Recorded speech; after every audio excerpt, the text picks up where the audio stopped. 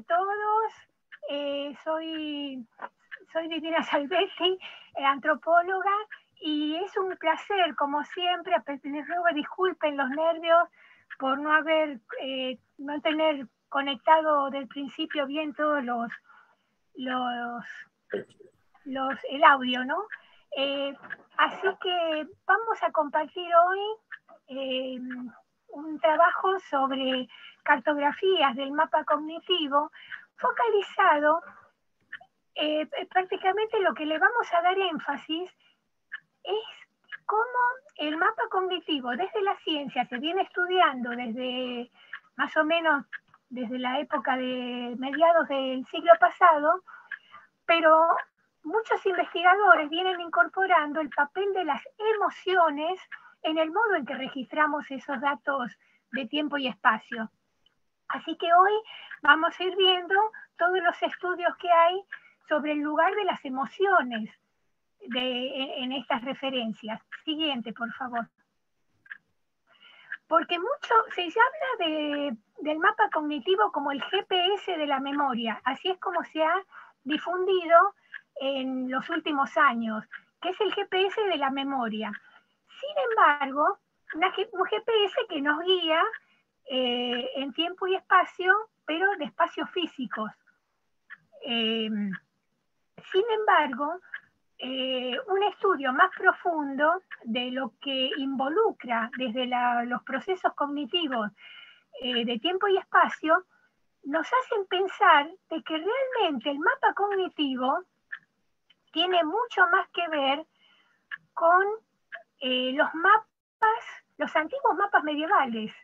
Quizás algunos de ustedes han visto registros de los antiguos mapas medievales tan diferentes de los mapas geográficos con los que todos estamos familiarizados, donde los mapas medievales incorporaban tanto las creencias como los temores de los individuos como parte del modo de orientarse en la vida. Fíjense, ¿no? Por eso es que vamos a ir viendo hasta qué punto nuestro mapa cognitivo es más similar a esos mapas medievales que a un GPS que solamente nos indica dónde estamos parados. Así que bueno, vamos a la siguiente. Y para eso primero tengo que defender la pertinencia de la antropología para abordar estos temas, ¿no? Porque muchos pueden pensar que está haciendo una antropóloga trabajando este tipo de temas, ¿no? Que cruzan la medicina y la historia. Bueno, esta es la pertinencia antropológica de los estudios de memoria, porque todos sabemos, también acá en Argentina, todos sabemos que si hay una profesión que está específicamente dedicada a los estudios de identidad y memoria, son los antropólogos. Entonces, ¿de dónde viene esa pertinencia? Viene desde una suerte de división profesional del trabajo científico en el siglo XIX, cuando surgieron los primeros antropólogos.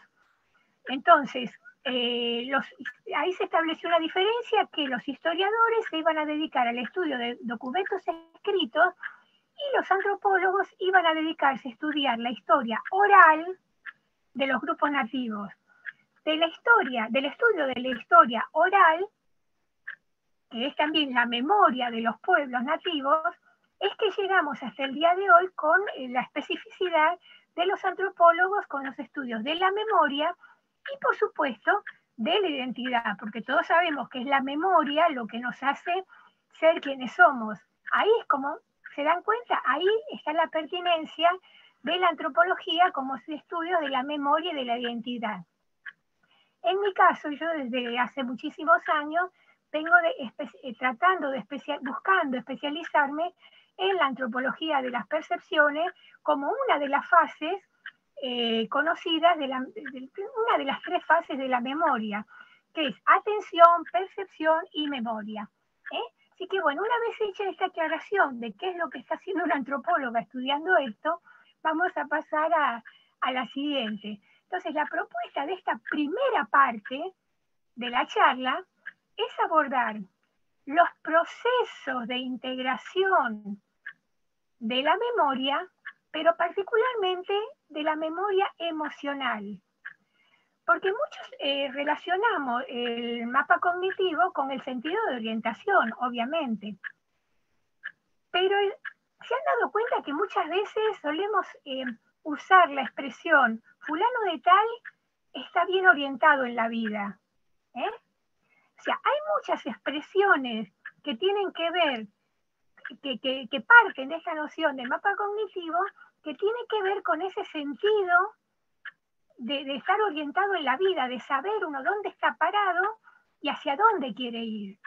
Eso se relaciona mucho también con el mapa cognitivo, porque hay una aprehensión desde el cuerpo, saber dónde estamos, y cuando estamos bien orientados nos sentimos seguros de nosotros mismos.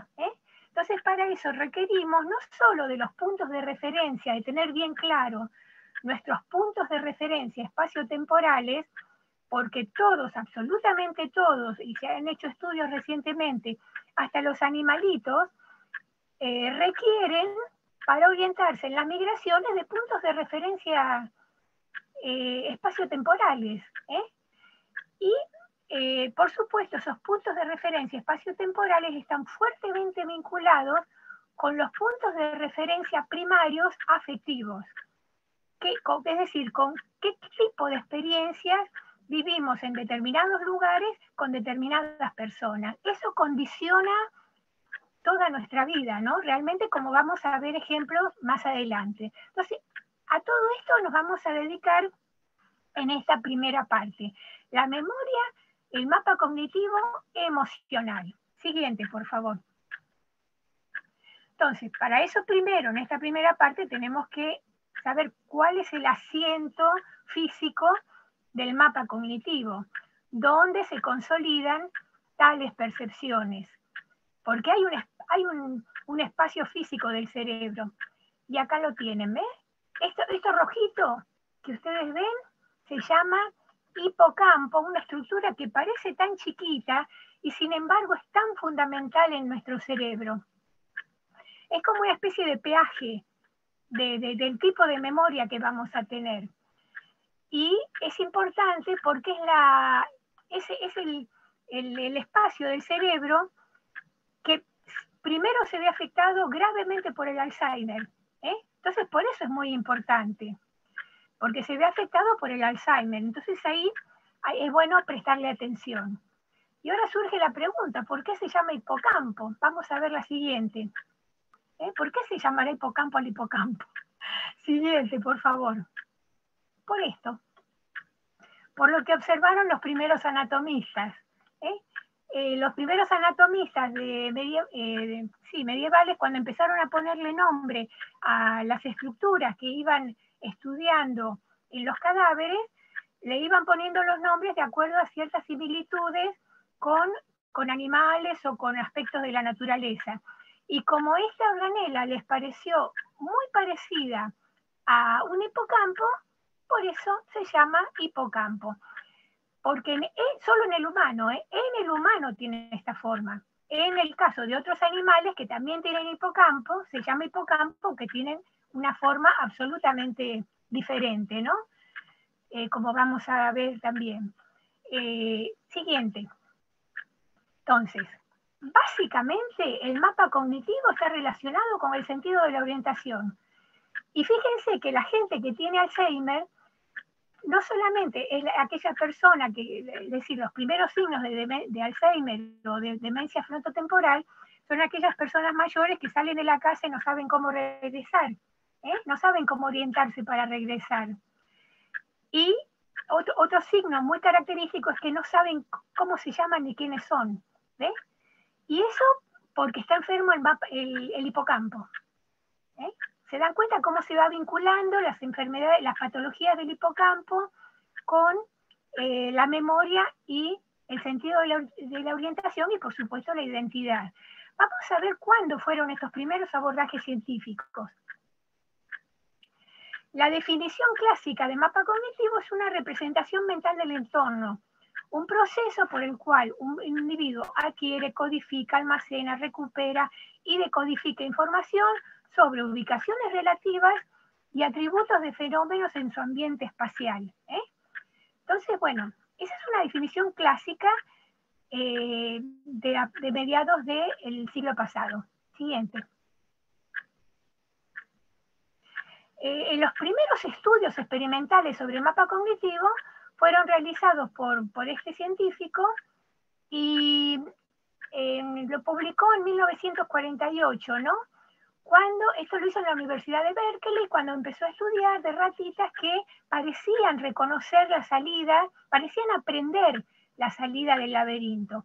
En ese momento hubo la discusión si acaso se debía a procesos de reforzamiento de conexiones por estímulo y respuesta, o como se puede decir, por ensayo y error, pero fue avanzando otra propuesta de que fundamentaba que durante el aprendizaje se iba organizando una especie de mapa en el cerebro, que es la que persistió hasta ahora, ¿no? Siguiente.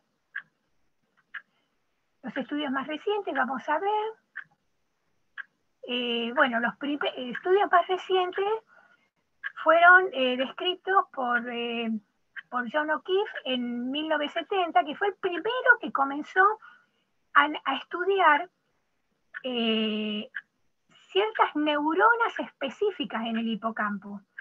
Porque otro supuesto generalizado es que las neuronas son todas iguales. No, hay varios tipos de neuronas y cada una con una función específica.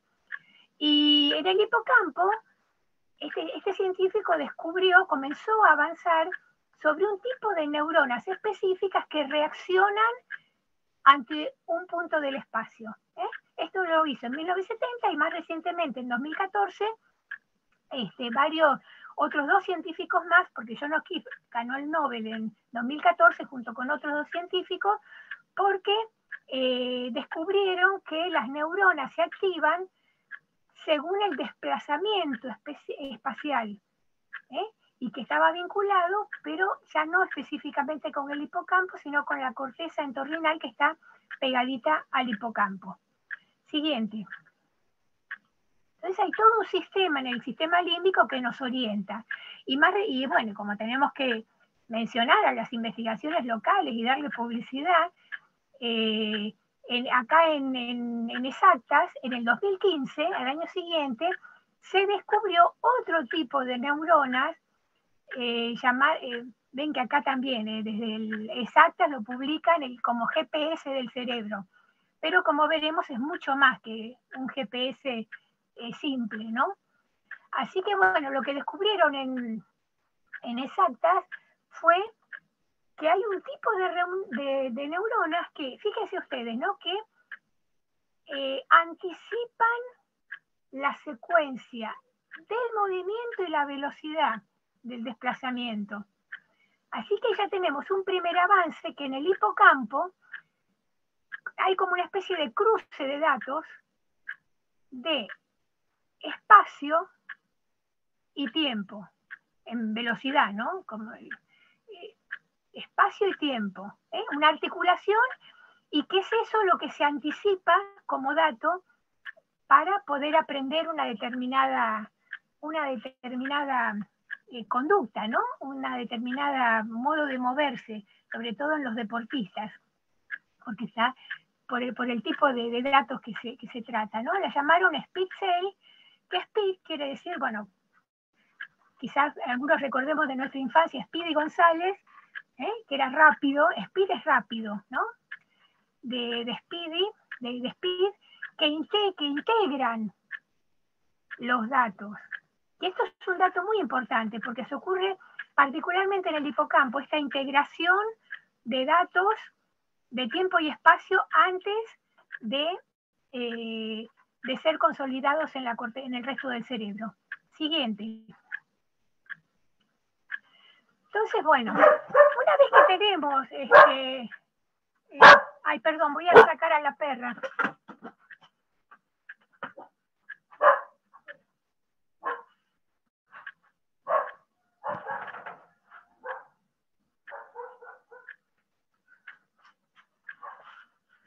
A ver, perdón, disculpen. Una vez que ya hemos visto cómo los científicos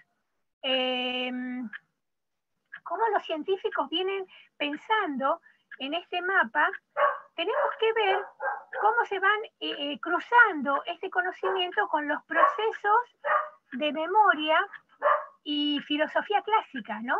¿Qué es lo que...? Porque son los procesos de la filosofía los que muchas veces se convierten en un obstáculo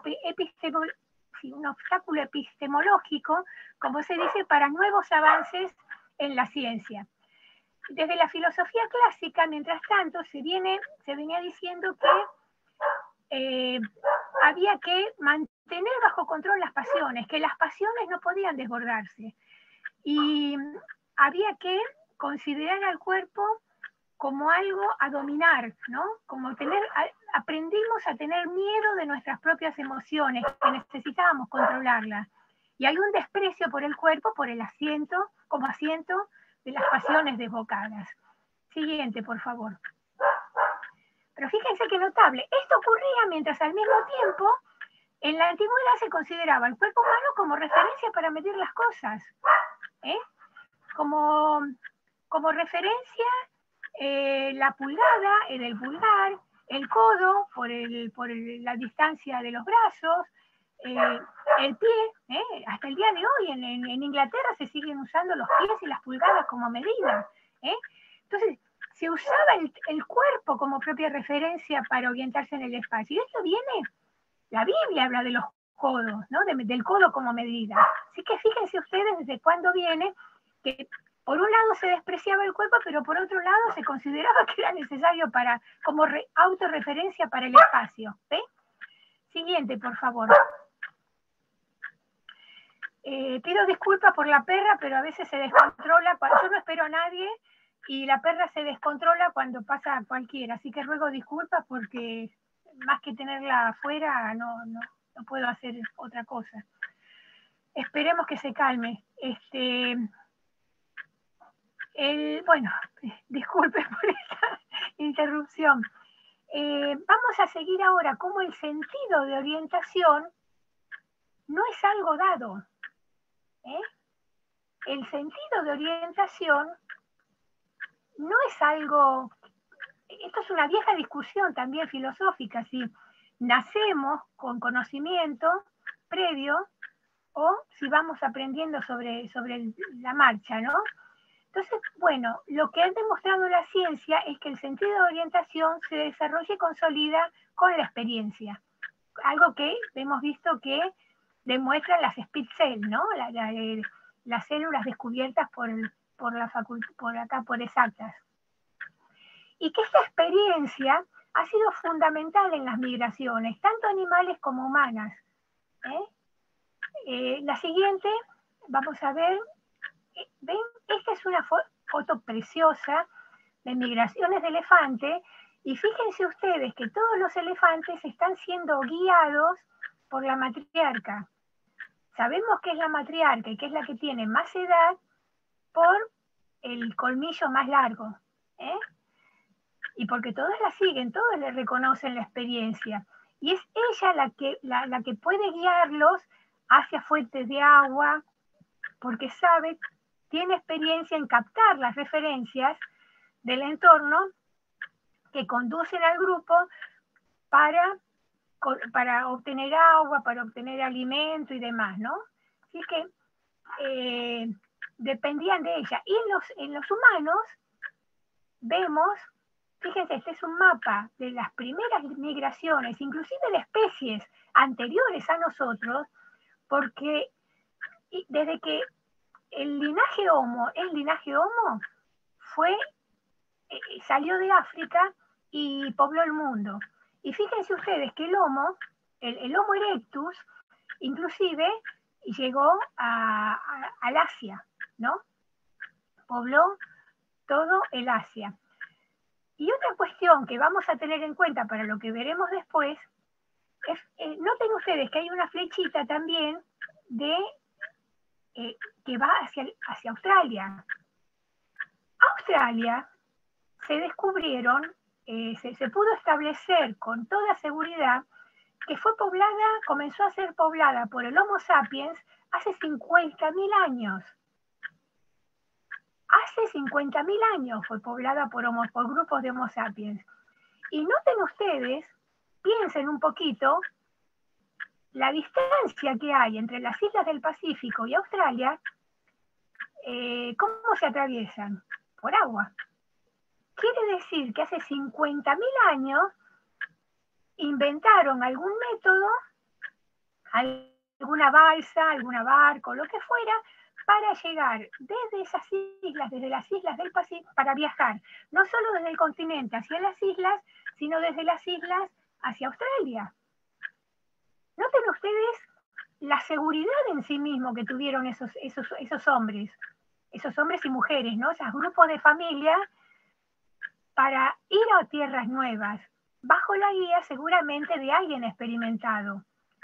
Pero no, a mí no deja de sorprenderme que hace 50.000 años, cuando se consideraba, cuando muchos todavía siguen considerando que el Homo sapiens era un tonto o un bruto, sin embargo eran lo suficientemente inteligentes como para, sin conocimiento de mapas, sin GPS y sin nada, poblar el mundo. Eso hay que pensarlo, ¿no? ¿Qué factores, qué es lo que favorece esa seguridad en sí mismo para saber que si surgen dificultades se pueden afrontar?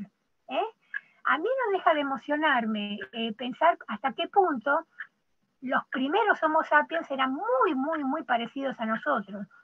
Y más de una vez, les soy sincera, cuando estudio estas cosas, pienso si no son muchos más inteligentes, inclusive que nosotros actualmente, porque estaban preparados emocionalmente para enfrentar todo este tipo de incertidumbres. Y hoy día el gran problema mundial es la incertidumbre, el no contar con elementos para sentir la seguridad que podemos enfrentar los problemas.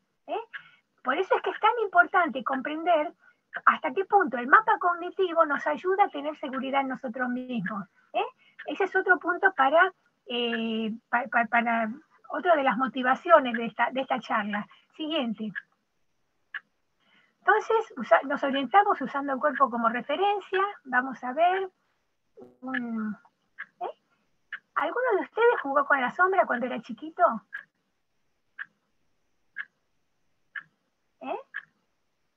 Bueno, me encanta este GIF. Siguiente, por favor. Porque ahí la nena está jugando con ella misma, ¿no? Con su sombra. Ahora, ¿se acuerdan lo que habíamos visto? Que en la antigüedad el cuerpo se usaba como medida de las cosas para medir. Ese concepto del hombre como medida de todas las cosas fue retomado con mucha fuerza en el Renacimiento y fue a partir del hallazgo en 1414 de manuscritos romanos de un siglo antes de nuestra era. Eran manuscritos de arquitectura que era como un tratado de ergonómica. Y como no tenían ilustraciones, al leerlo, Leonardo propuso, ideó esta imagen del hombre de Vitruvio, ¿no? Del hombre insertado en un espacio a construir que guarde proporciones humanas, vinculado con las proporciones humanas. Es una imagen icónica, bellísima, que persiste hasta el día de hoy, ¿no? El hombre de Vitruvio. Siguiente. Pero Vitruvio también describe el invento del gomón, que tiene que ver con lo que estamos viendo nosotros ahora. Uno de los libros de Vitruvio se llama Tratado de Gnómica, y noten ustedes, acuérdense de lo que habíamos visto de las migraciones. Entonces dice que el gnomón se llamaba gnomón a una vara, a un palo cualquiera, pero que seguramente en manos de un sabio servía para proyectar la luz del sol y saber no solo a qué hora del día estaban, sino en dónde estaban ubicados o cómo orientarse siempre hacia el este. En principio vemos que el Homo erectus, las migraciones siempre fueron hacia el este. Estoy hablando de los primeros, la primera especie del linaje Homo. El Homo erectus hace las migraciones siempre hacia el este. ¿Por qué razón? Porque se orientaban de alguna manera con el sol, con la salida del sol. Entonces llegó un punto en los humanos que a uno se le ocurrió que en lugar de guiarse por la sombra del propio cuerpo, podían orientarse con un elemento externo. Ya hay una materialización de ese concepto en la vara, en el palo. Ahora bien, también a mí, pero eso es un asunto, una reflexión personal, ¿no? Como el nomón quiere decir guía o maestro, quiere decir que el que guiaba al grupo en las migraciones era alguien, un sabio, ¿no? Y era aceptado por el grupo como tal. Fíjense que quizás de esa época venga la idea que persiste hasta el día de hoy del bastón de mando en los reyes y en los presidentes, ¿no? Como alguien sabio al quien el pueblo le delega la guía de todas sus vidas. Así es como se van trasladando todas estas connotaciones de la guía a partir de las migraciones. Siguiente, por favor. Entonces vemos de orientarse con la sombra del cuerpo al hallazgo del nomón, ¿no? Siguiente. Así es como ha ido progresando la idea del guía en las migraciones. Ahora vamos a escuchar una entrevista que se le hace a Jorge Medina, que es considerado el padre de las neurociencias en Argentina. Siguiente. Vamos a ver cómo le enfatiza la importancia de cómo la emoción está involucrada en cómo, qué y por qué recordamos. Es un extracto chiquito. La siguiente, ahí está. Hacemos clic. ¿Qué recordamos? ¿Por qué algunas memorias persisten? Es mi opinión que nosotros recordamos lo que es importante, significativo, relevante, novedoso para uno. ¿Se dé cuenta de todo eso uno o no se dé cuenta? Uno puede no darse cuenta porque es inconsciente, o se puede dar cuenta de lo importante de algo. Es irrelevante que yo recuerde si hoy vine en un colectivo a esta entrevista, es irrelevante que yo recuerde cómo estaba vestido cada una de las personas que estaban en el colectivo. Pero a lo mejor es relevante que recuerde algo de ese colectivo porque pasó algo. Eso es lo que yo recuerdo. No recuerdo hechos irrelevantes. Como decía Borges, referido a Funes el Memorioso, si yo recuerdo todo lo que aprendí en 24 horas y lo tengo que expresar, ¿qué aprendo ese día de 24 horas? Si yo solo me paso evocando lo que aprendí. En otras palabras, uno no puede recordar todo, no tiene sentido que uno recuerde todo. Recuerda solo las cosas que son significativas, motivacionalmente importantes. ¿A qué me refiero con motivacional? Algo que a uno le importe, que le dé ganas, aunque uno no se dé cuenta de eso. Esas son las que persisten, esas son las que duran. Otras duran mucho menos, ¿por qué? Porque no les prestamos atención o porque no son relevantes. ¿Qué es la reconsolidación de la memoria? Ese es un hecho muy interesante para charlar, porque creo que tiene que ver con algo que nos toca a todos. Reconsolidar una memoria significa rearmar una memoria cada vez que la ponemos en actividad. Volviendo a hablar de Borges, un día Borges se preguntó, ¿qué es lo que yo recuerdo? ¿Recuerdo lo que aprendí originalmente o recuerdo mi última vez que recordé eso? Y tenía razón, es el gran neurobiólogo latinoamericano de las décadas pasadas. Y no hacía neurobiología Borges.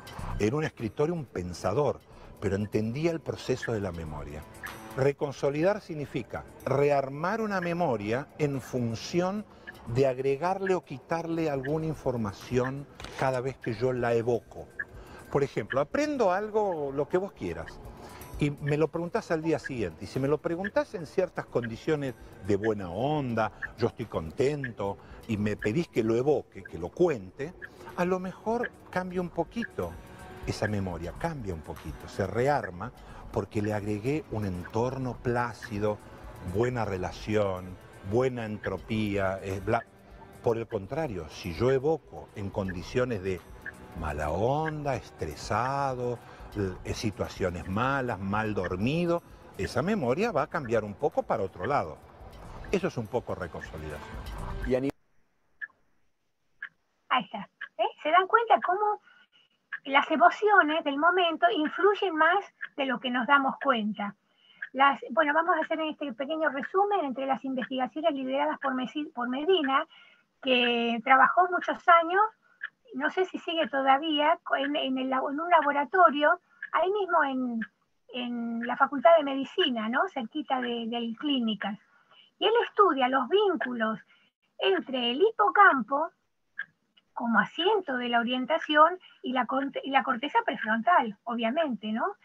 Y sobre todo, que fue el punto, les voy a hacer una infidencia, yo comencé a prestar atención a Medina hace muchos años, cuando vi que él, como antropóloga, para mis trabajos, cuando vi que él estudiaba las emociones vinculadas a un espacio y los recuerdos consolidados de lo ocurrido en esos espacios.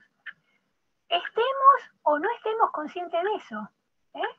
Entonces, como los antropólogos trabajamos también el tema de lo que ocurre con los espacios de memoria como patrimonio, ¿no? Ustedes saben que es un tema que cruza la antropología, el patrimonio cultural, los estudios de la memoria y demás. Entonces, le comencé a prestar atención a todo lo que decía, por eso desde hace mucho tiempo, de cómo las emociones están vinculadas siempre a un espacio, y los recuerdos consolidados de lo ocurrido en esos espacios. Siguiente, por favor. Vamos a volver ahora entonces desde lo antropológico, ¿qué descubrieron los antropólogos sobre el valor de los puntos de referencia? Que vamos a ver los avances de un antropólogo sobre la construcción cultural del espacio, lo que nos pasa a todos los humanos con determinados espacios. Fueron estudios realizados por un antropólogo que formaba parte del grupo de Bateson y se especializó en estudiar, que no fue tan famoso, sin embargo fue muy importante todos los avances que hizo en estudiar las particularidades de las referencias culturales de tiempo y espacio. Y distancia, ¿no? Porque en 1966, en el libro de La Dimensión Oculta, comentó cómo el modo en que nos criamos con la distancia en el trato, en la familia, después condiciona que si alguna persona en otro país, esas son una construcción cultural, hay familias que son distantes, como los japoneses, que no son muy de abrazar y demás, y están los italianos, como todos sabemos, que son todo lo contrario, ¿no? Que son gesticuladores y son de abrazar y tocarse mucho. Entonces, un japonés se siente en peligro cuando alguien lo invade ese espacio personal. Bueno, el inventor del concepto de espacio personal fue Hall. Siguiente, por favor. Y en La Dimensión Oculta él dice, por ser antropólogo he adquirido la costumbre de escudriñar las subestructuras biológicas del comportamiento humano, porque la distancia que nos separa del resto de los animales no es tan abismal como mucha gente cree. Siguiente. Entonces, en cambio, él en su libro sobre el tiempo y el espacio en la cultura, las diferencias culturales de tiempo y espacio, en las construcciones y en el modo de marcar los ritmos de tiempo, los horarios de vida. Como sabemos, por ejemplo, en el NOA, la siesta es intocable. El horario de la siesta es intocable. Bueno, esa es una referencia culturalmente aprendida. Porque, como decía Hall, la experiencia resulta modificada por la cultura. Es decir, por aquellas experiencias hondas, comunes y no declaradas que comparten los miembros de una cultura. Siguiente, por favor. Entonces, para los que se criaron con una siesta, simplemente critican que el porteño viva apurado y que nunca duerma siesta. ¿Ves? Se establece una referencia personal de que lo que ellos aprendieron es mejor. Por ejemplo, ¿no? Porque hay muchas diferencias culturales no declaradas en la estructura del tiempo, el espacio, los materiales y el modo de disponerlos. A mí me pasa, y acá comparto una experiencia personal, que cuando veo las casitas, la arquitectura típica de las casitas venezolanas de la costa, de colores, al lado de palmeras, a mí me trae unos recuerdos tremendamente agradables de mi infancia. Y eso es así, no es racional, me trae unos recuerdos emocionales y una sensación de bienestar muy agradable. ¿Por qué? Porque aprendí que esos espacios estaban relacionados con buenos recuerdos, con buenos momentos. Y así a muchos de nosotros podemos evocar momentos de nuestra infancia, de lugares y sitios y experiencias que nos hicieron sentir bien. Y está bueno recordarlos, para sentirnos bien. Siguiente. Entonces, para Hall, la selección cultural de cada elemento compartido condiciona nuestros hábitos. Y esos son considerados puntos de referencia, que es lo que le sirve a Auger para hablar de los no lugares, como aquellos lugares tan neutros, que son iguales en todo el mundo, neutros arquitectónicamente, que la gente local no los siente como propios. Ese es el concepto de no lugares de Auger, dependiente, que trabajó un poquito el concepto de Hall. Siguiente, por favor. Ahora, ¿qué descubrió Pollack sobre el valor de los puntos de referencia espaciales, el valor afectivo? Siguiente. Bueno, él estudió algo que se habla muy poco, que divide a Francia, que fue los colaboracionistas con los nazis durante la Segunda Guerra Mundial, y el hecho de que muchísimos franceses hayan ido a los campos de concentración nazis en Francia. Entonces, cuando Pollack entrevistó, porque eran personas que estaban dolidas, que tenían un nudo que tenían que resolver, entonces él las abordó, les hizo entrevistas y para recuperar qué fue lo que les permitió sobrevivir a los campos, cuando otros no sobrevivieron. Siguiente. Bueno, y Pollack descubrió lo que se llama puntos de referencia afectivos, porque destacó que las personas que habían sobrevivido eran los que se habían criado en un pueblo muy solidario, con mucho cariño, y el haber sido formadas en ese pueblo tan temprano, esos lazos emocionales, el recordar esos lazos fue lo que les permitió superar situaciones límites para las que nadie está preparado. ¿Ves? Entonces esa es la diferencia. El entorno nuestro afectivo donde nos formamos, ¿no? Donde pasamos nuestra infancia y nuestra adolescencia. Siguiente, por favor. Entonces, recalculando que el sentido de orientación es aprendido desde el cuerpo, pero que en los puntos de referencia afectivos, fíjense que no está involucrada la fría racionalidad, sino que están fuertemente involucradas las emociones, para dar sentido a la existencia y para definir la identidad cultural. Siguiente, por favor. Esto vamos a ver brevemente un choque de culturas en la investigación que proyectó el antropólogo Heyerdahl, ¿no? Hace muchos años. Siguiente. Heyerdahl, bueno, estuvo haciendo trabajo de campo poco antes de la Segunda Guerra Mundial en una isla del Pacífico. Y ahí se enteró de relatos orales por toda la descripción de lo que parecía ser viajeros que llevaban por mar desde el Imperio Inca. Así que siguiente, por favor. Y ahí a él le entró la duda de que era un tema que nadie había estudiado, ¿no? Los vínculos de navegación entre los imperios precolombinos y las islas del Pacífico. Entonces, él con eso en proyecto en mente para tratar de... En esa época no había lo que se llama antropología experimental, que es poner en la práctica, probar si puede ser cierto relatos antiguos. Así que él es uno de los pioneros en antropología experimental. Y resulta, bueno, vamos a ver la siguiente. Antes de pasar, tenemos que contestar esta pregunta, ¿no? ¿Por qué Heyerdahl aceptó, sin cuestionar, aceptó como reales tales historias y rutas de navegación, que eso era posible? Siguiente. Y acá es donde está la respuesta de lo que veíamos de los puntos de referencia de la infancia. Porque Heyerdahl provenía de un pueblo con profunda tradición naviera. Siguiente. de los pueblos nórdicos, fíjense ustedes que el territorio vikingo, antiguos enterratorios, enterraban, estaba tan ligada su identidad a la navegación y al mar, que los barcos, que con forma de barco son las tumbas, para que transporten a los muertos al más allá. Siguiente, por favor.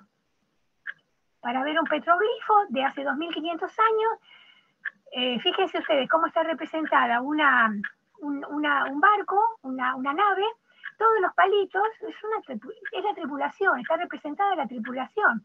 O sea que los barcos ya tenían naves con abundante tripulación desde hace 2500, por lo menos hace 2500 años. ¿No? Esto es lo que se puede demostrar, pero uno puede presuponer que venía de antes la cosa, ¿no? Siguiente, por favor.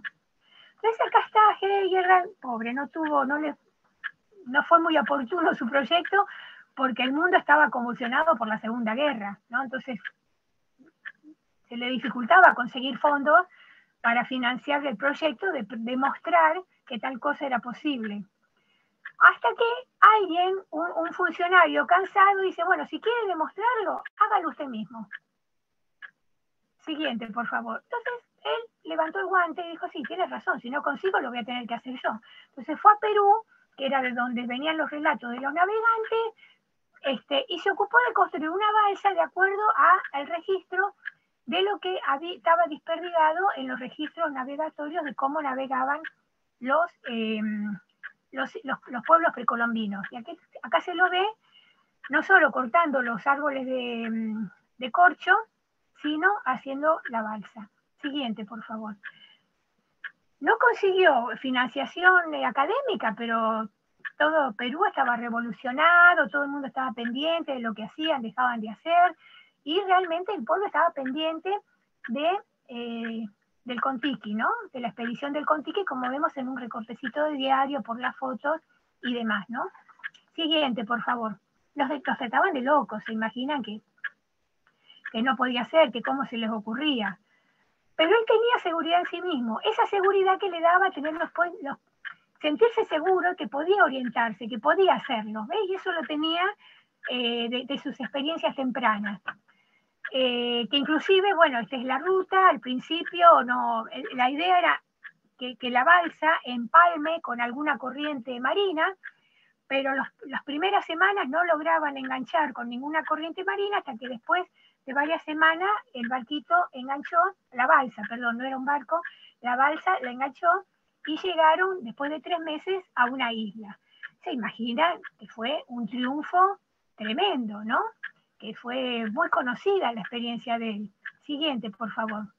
Fue un rockstar de la época, se transformó. Acá vamos a ver de un documental. Although the Polynesian islands are located in an area of the Pacific that is situated closest to America, it has nevertheless been assumed that these people originally came from the Asiatic fringe, the cradle of the human race. But despite all the research carried out in this area, no solution to the problem has been forthcoming.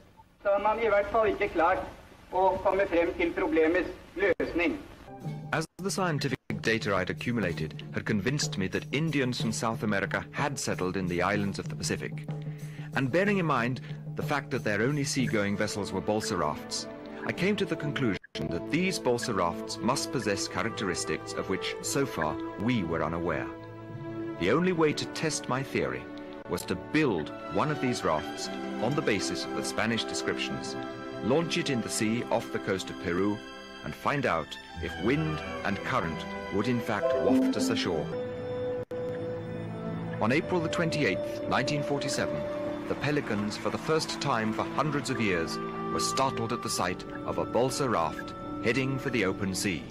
We were on our own, afloat on our 9 balsa woods. After a month, the Kon-Tiki was way out in the ocean.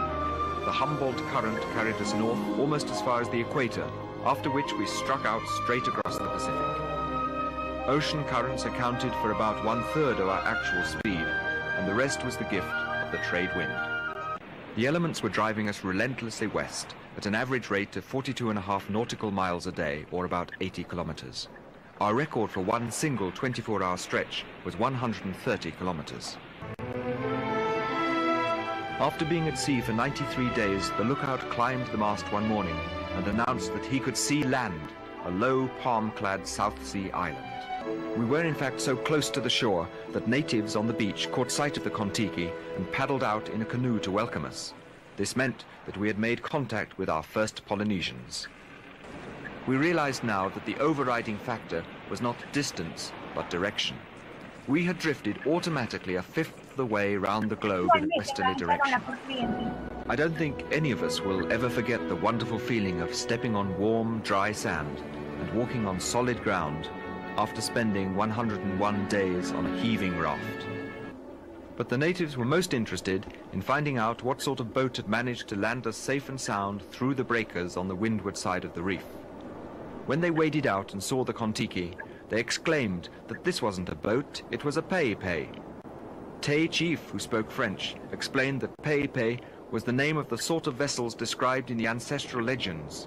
Pei-pei, or rongo-rongos of this kind, were well known in the past and were used by their distant ancestors for ocean voyages. In company with the natives, we made our way to their island. Here we planted various seedlings that we had brought with us across the ocean, just as their forefathers had done 1,500 years ago. A few weeks later, news of the arrival of the Kon-Tiki in French Polynesia had spread from New York to Paris and from Paris to Tahiti, where the governor dispatched a boat to fetch us.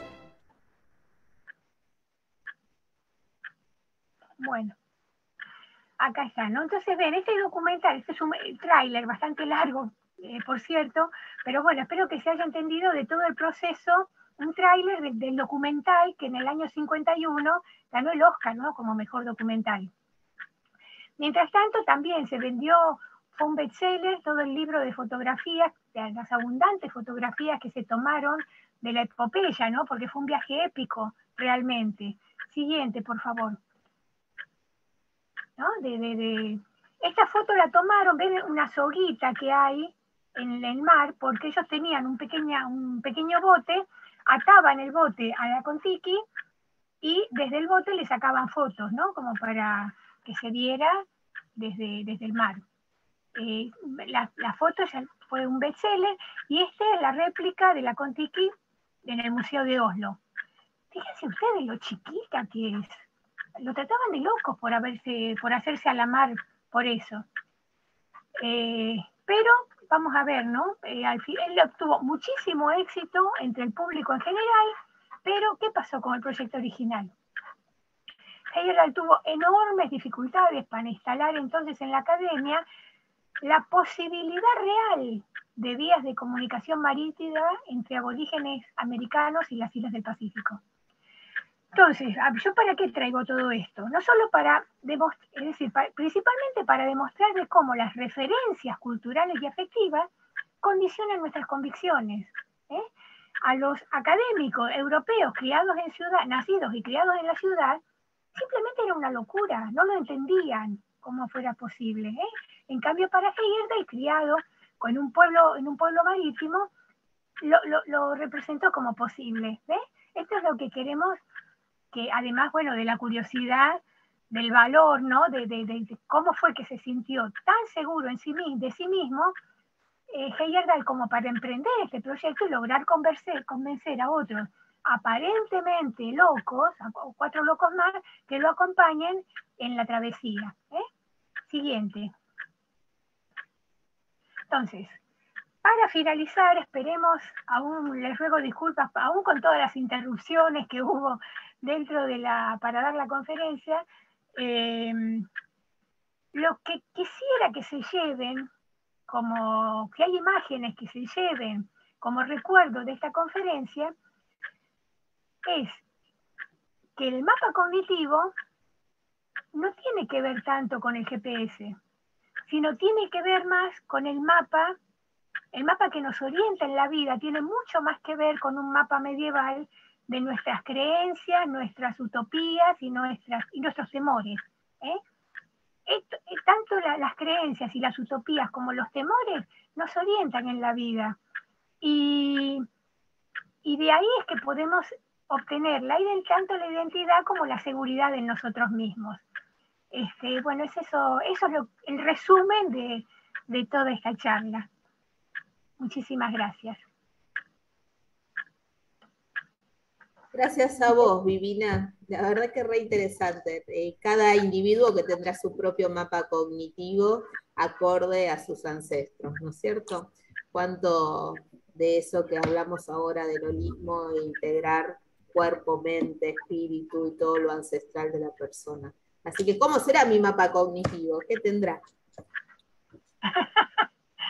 Seguro, seguro. Todos tenemos. Y lo bueno es recuperarlo para plantarnos desde ahí, ¿no? Recuperar aparte, las experiencias buenas que tuvimos, rescatar eso. Socialmente recuperar las experiencias, buenas o malas, para formar, digamos, una cultura de progreso. Pero bueno. A ver qué tenemos de mensajito. Dejas de compartir pantallas así, hacemos toda la galería, Mavi. Bueno, ahí estamos. Creo que es mejor de esta manera. Vivina, realmente sumamente interesante. Muchísimas gracias. Esto de esta síntesis de comenzar, ¿no?, con estructuras anatómicas que involucran nada menos ni nada más que al sistema límbico, que tiene, bueno, la función de las emociones, ¿no? Y el por qué, cómo se refuerza nuestra memoria con las emociones, ¿no? Un hecho práctico es qué difícil o muy difícil, no recordar el cumpleaños de un hijo, el nacimiento, etcétera, ¿no? Y eso está impregnado, como dice Jorge, en esa entrevista que le hace Manes, con la emoción. Y de allí pasar, ¿no?, a lo que nosotros hemos vivenciado, esto de los campos de concentración, esto de haber vivido, yo lo digo, el pueblo en el que nací, en la montaña, en Mendoza, y a veces uno se pone, hace una visión retrospectiva de esos momentos, ¿no? Cuando a veces, entrecomillado, aflojan un poquito las fuerzas, ¿no? Y la importancia que fue en la supervivencia, con las entrevistas de Hall y todo lo demás aquí. Y terminar con la experiencia del Kon-Tiki. A mí, cuando yo estuve en el Museo de Oslo y vi lo que era esa cascarita para hacer ese trayecto en el Pacífico, bueno, hay que tener muchas convicciones y quizás haber estado la vivencia de Thor Heyerdahl en un pueblo naviero lo haya llevado también a esa experiencia que antropológicamente significó mucho, por más que siempre en estas cosas va a haber detractores. Así que felicitaciones, Divina, muchísimas gracias. Quiero compartir con ustedes un mensaje de la audiencia, un comentario muy lindo que dice: la expresión fría racionalidad implica una oposición con las cálidas emociones, pero en la propia educación infantil la racionalidad puede haber sido incorporada en intercambios familiares agradables y afectivos que puedan hacer percibir a la racionalidad no como fría, sino como cálida. Este es un aporte de Isabel Pensini, muchas gracias, donde también la educación es lo que nos cambia en ese contexto familiar. Desde ya, bueno, Medina comenta las relaciones, lógicamente, los vínculos entre el hipocampo y la corteza prefrontal, cuando son fluidos, racionalizamos lo bueno, las buenas emociones. Entonces, no es que la razón sea el cuco, no, nada que ver, sino lo que nos referimos es a cuando evitamos percibir o reconocer las emociones. Tiene que trabajar fluidamente ambos aspectos. Así que sí, justamente la meta es aprender a racionalizar las buenas emociones para que nos fundamenten y nos den seguridad.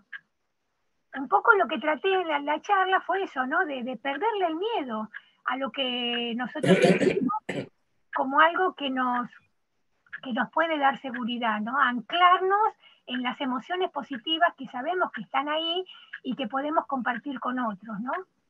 Eso.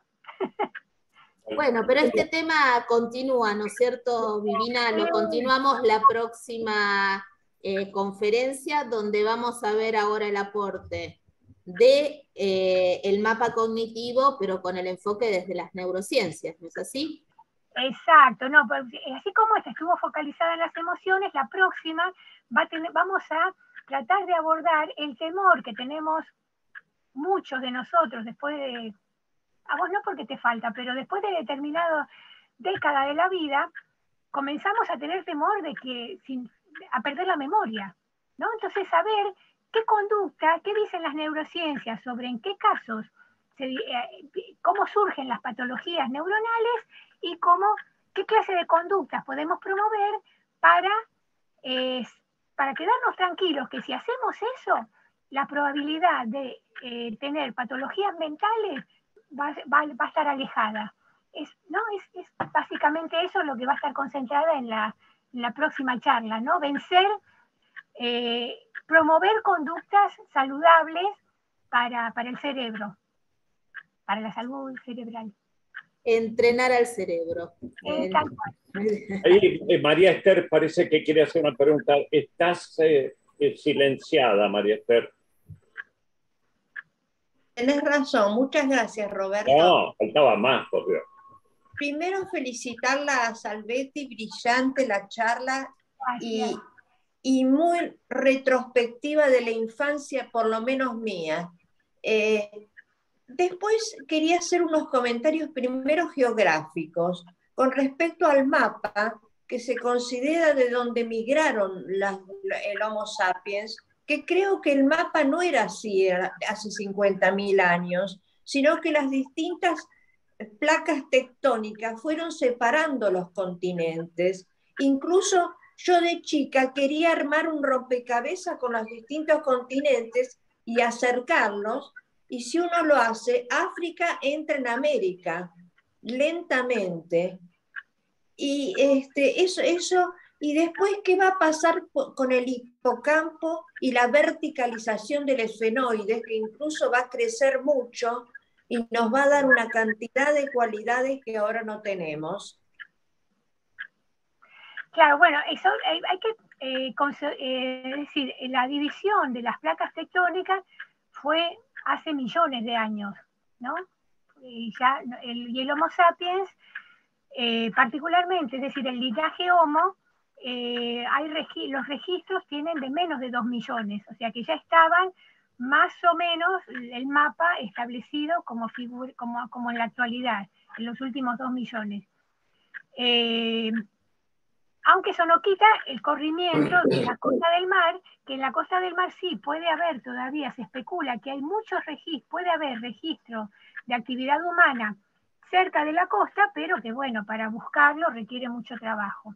Eso por el lado de las piezas tectónicas. Y por otro lado, el proceso eso en la antropología biológica lo que usted dice se llama bipedestación, ¿no? El proceso de cuando el mono se para en el linaje Homo es un linaje erguido. Ahora fíjese usted, ¿no? Cómo tiene que ver lo que usted comenta con algo que trabajó mucho el doctor Izquierdo, que fue el gran socio de Medina en los procesos de memoria. Esto lo voy a tratar de comentar rapidito porque ya estamos sobre la hora. Lo que comentaba el doctor Iván Izquierdo, que el oído no es malo, porque por ejemplo, un bebé que gatea, el mundo lo ve gateando. Cuando el bebé comienza a caminar, tiene que forzosamente establecer nuevas relaciones y olvidarse de cómo era el mundo cuando gatea. El bebé se olvida cómo era el mundo visto desde cuando camina y gatea, pero obviamente al elevarse adquiere un tipo de visión mucho más amplia y demás, ¿no? Así que sí, obviamente, el proceso de bipedestación, hay muchísimas discusiones de cómo es, todas las implicancias, pero hay evidencia de especies que caminaban erguidas y que no eran del linaje Homo. Así que bueno, se cruzan, hay que, para eso está bueno no recurrir a los que han estudiado el modo, ordenar en el tiempo las distintas apariciones de las especies, que le puedo asegurar que genera discusiones acaloradísimas, ¿no? Porque cada fósil que sale hay que ubicarlo, hay que orientarlo, hay que estudiarlo, hay que contextualizarlo, pero es cierto lo que usted dice, que sin duda caminar erguido de hecho se considera, ¿no?, que caminar erguido, el erectus, por eso se llama erectus, es el primer homo que camina erguido, erectus, parado, erguido, y eso obviamente le facilitó muchísimo las migraciones, la orientación y demás, ¿no? Para buscar nuevas tierras, para alimentarse, porque las migraciones, hasta ahora mismo, ¿no?, para sobrevivir y conseguir un sustento, es el móvil fundamental de todas las migraciones humanas, y lo sigue siendo. Así que espero haberle contestado su... Sí, no, muchísimas gracias y brillante la exposición. Muchísimas gracias a usted por comentar, ¿no? Que está bueno. A mí me gusta cuando la gente pregunta y quiere saber. Dicen que Chile va a desaparecer. No, pero no ahora. Pero así como migraron en tantos siglos, Chile va a desaparecer. Por eso yo creo que, Roberto, vos que sos mendocino, Chile permanentemente está queriendo ganar un pedacito de terreno nuestro para tener algo de tierra. Por ahora solo cruzan a comprar, ¿no? Les viene bien el cambio. Bueno, no sé si alguien quiere hacer algún aporte, alguna pregunta más. Y si no, Mavi, nos vas diciendo, bueno, la próxima va a estar también Vivina.